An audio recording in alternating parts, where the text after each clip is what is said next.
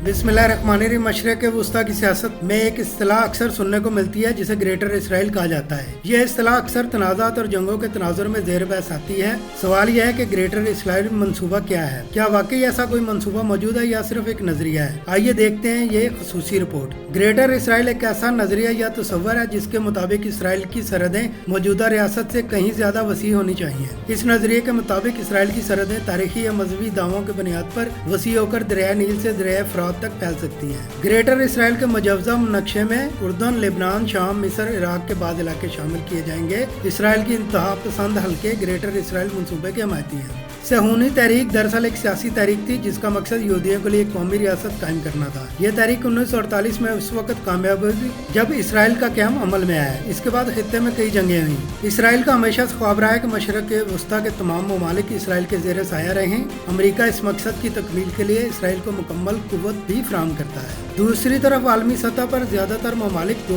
रियासती हल की हमायत करते हैं जिसके मुताबिक इसराइल और फलस्तीन की अलग अलग रियासतें होनी चाहिए। तजियाकारों के मुताबिक ग्रेटर इसराइल कोई सरकारी या बाज़ाब्ता रियासती मंसूबा नहीं है। इसराइल की हुकूमत ने बाज़ाब्ता तौर पर ऐसी किसी बड़ी तोसीह रियासत का ऐलान नहीं किया।